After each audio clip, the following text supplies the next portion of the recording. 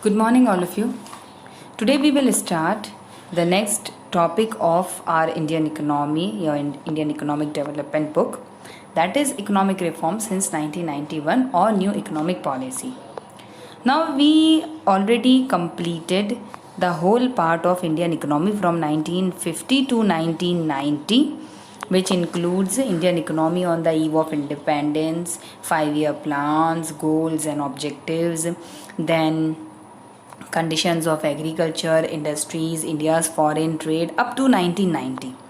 Now we will start with new economic policy, that is since 1991. Why we adopted this policy? The main reason of adoption of this policy was at the 1990 the India situation was very worst. Like India did not have enough money. Like that time India had only money for 10 days. That means 10 days import. After India didn't have enough money to import. So that's why by force we adopted or India adopted new economic policy since 1991. Okay.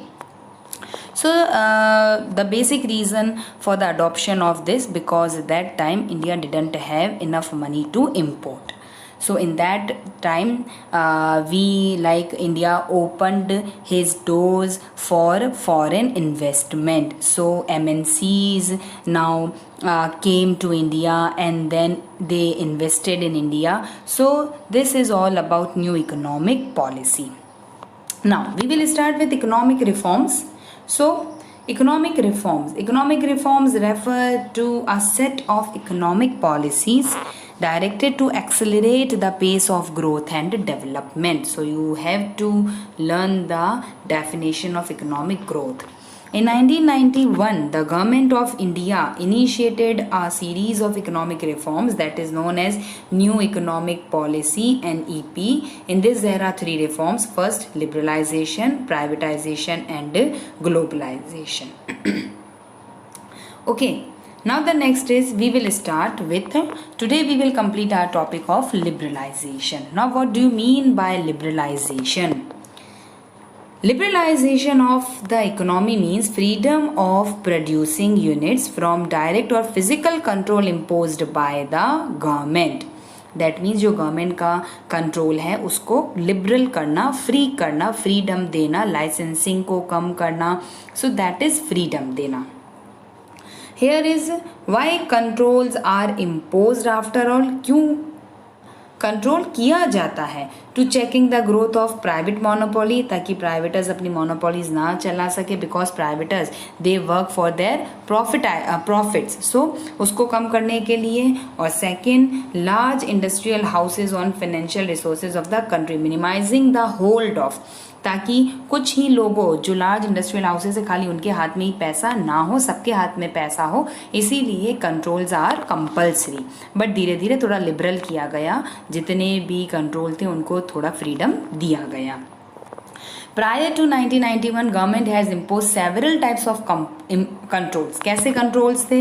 Like import licensing था, then foreign exchange control था, then restriction on investment था. तो बहुत सारे type के controls government ने कर रखे थे. उसके लिए problems भी होती थी. Like फिर उसमें control से क्या होता था? Corruption increase होता था, कई बार delays भी हो जाता था, production में inefficiency आती थी, GDP decrease हो रही थी. So all are the problems. That's why we adopted LPG. और हमने लिबरलाइजेशन अडॉप्ट किया ताकि हम उस कंट्रोल से थोड़ा सा जो प्राइवेटर्स हैं उनको कंट्रोल से फ्री थोड़ा किया जा सके, फ्रीडम देने के लिए. Now there are many reforms under liberalisation. इसमें लिबरलाइजेशन के अंडर भी अलग अलग टाइप के रिफॉर्म्स हैं. So now the first is industrial sector reform. Industrial sector reform में क्या क्या, इंडस्ट्रियल सेक्टर्स में क्या क्या रिफॉर्म किया गया? Number first, abolition of licensing, contraction of public sector, de-reservation of production areas, expansion of production capacity and freedom to import capital goods. Okay. Now the first is abolition of industrial licensing. तो मैंने आपको कहा था before 1990s licence were compulsory for the private sector. If any privateer they wanted to start any enterprises then they had to take licence, but धीरे धीरे licence को free कर दिया गया और खाली 5 इंडस्ट्रीज था जिसके लिए licence are compulsory. First liquor, cigarette, defence, industrial explosives and dangerous chemicals, उनके लिए ही लाइसेंस को रखा गया, बाकी को एबॉलिश कर दिया गया। Then contraction of public sector, public sector industries को धीरे धीरे कम किया गया, प्राइवेटर्स को ज़्यादा से ज़्यादा चांस दिया गया। जो public sector reserve reduces from 17 to 8, इतना कम कर दिया गया रिजर्व्स को। मतलब इसका ये मतलब हुआ कि like now privateers they were allowed to invest okay in public sector with public sector also, that means private public partnership started. Then dereservation of production areas, वही कि जहाँ पर पहले रिजर्व्ड एरियाज थे उनको डी रिजर्व्ड कर दिया गया, अब प्राइवेटर्स भी इजीली इन्वेस्ट कर सकता है। एक्सपांशन ऑफ प्रोडक्शन कैपेसिटी, उससे क्या हुआ जब लाइसेंस फ्री हो गया तो धीरे धीरे what to produce, how to produce, इसका एक्सपांड हुआ, प्रोडक्शन इंक्रीज हुआ और एक्सपांशन हुआ।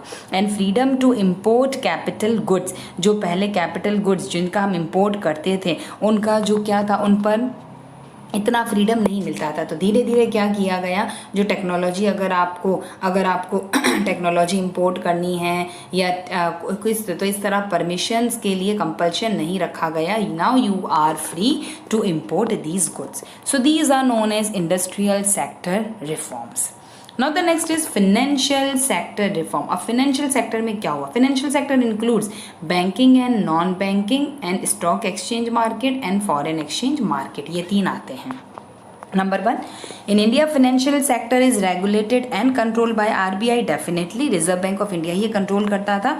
Initially RBI was a regulator, but धीरे धीरे उसको किस में कन्वर्ट कर दिया गया, फैसिलिटेटर में। पहले वो रेगुलेटर था बट धीरे धीरे उसको फैसिलिटेटर में।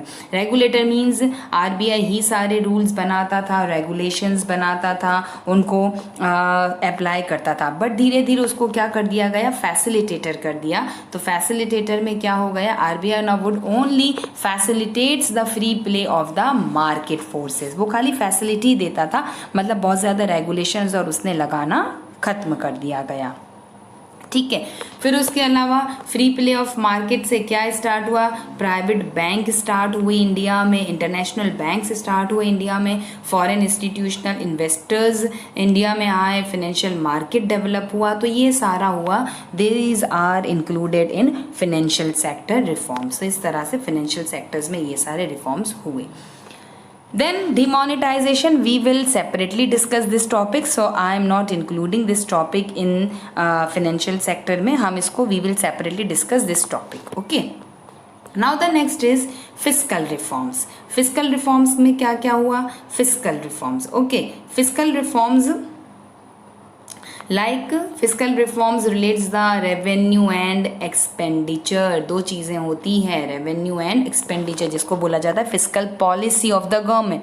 Physical policy means the tax, the revenue and expenditure policy of the government is known as physical policy. मतलब गवर्नमेंट को पैसा कहाँ कहाँ से आएगा और गवर्नमेंट कहाँ कहाँ इन्वेस्ट एक्सपेंडिचर करेगा।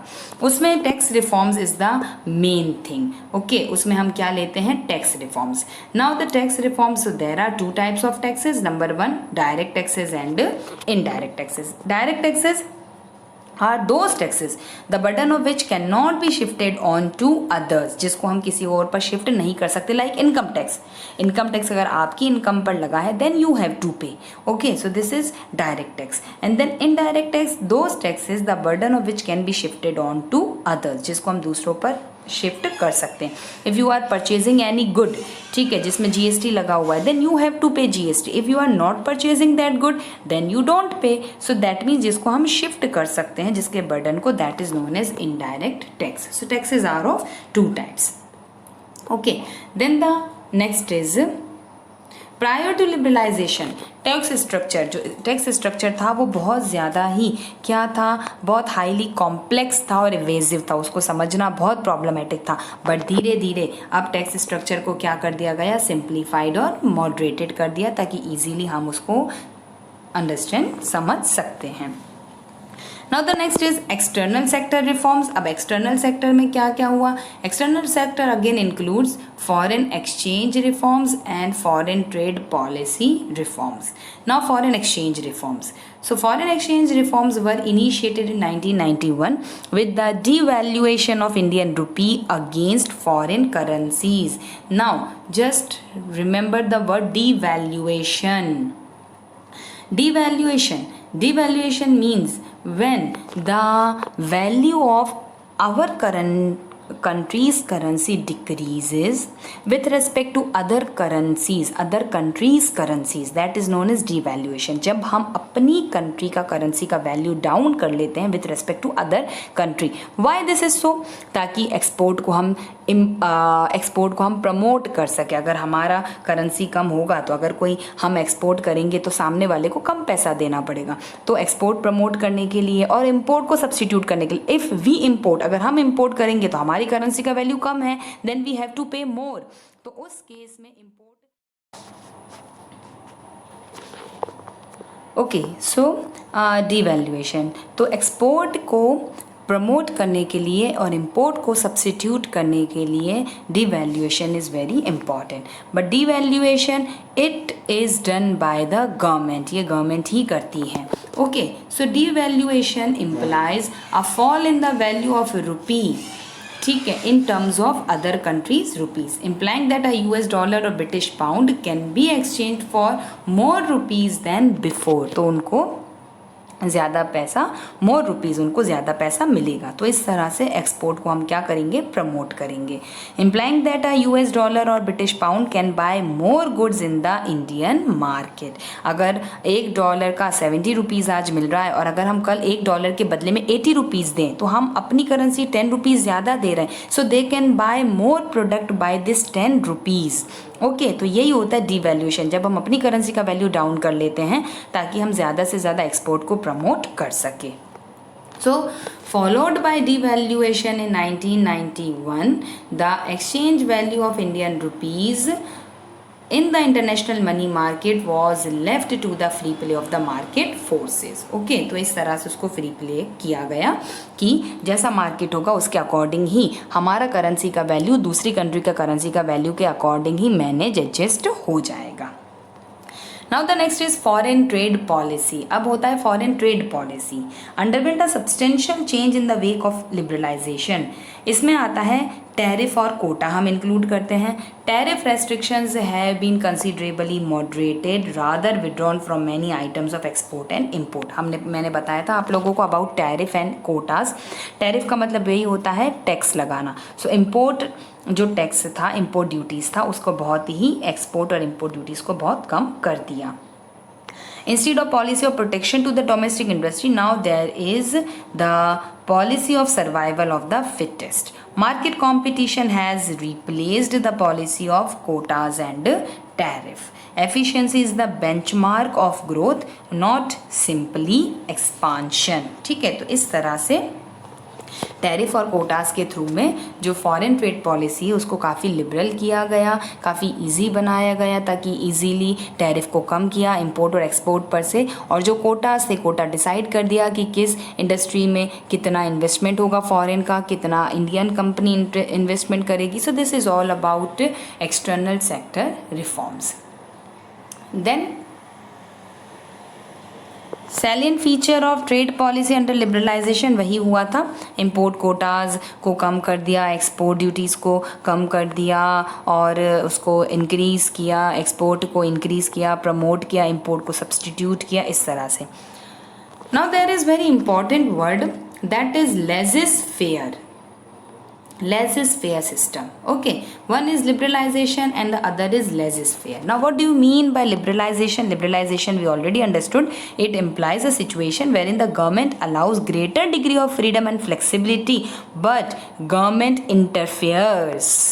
गवर्नमेंट कंट्रोल्स, गवर्नमेंट का इंटरफेयर और गवर्नमेंट का कंट्रोल होता है. बट लेजिस फेयर पॉलिसी का मतलब ये होता है there is no interference of government, जहाँ पर गवर्नमेंट का कोई इंटरफेरेंस और कोई कंट्रोल नहीं होता है. All the privateers are free to produce any quantity, to supply any number of quantity. ठीक है, so that is known as laissez-faire policy.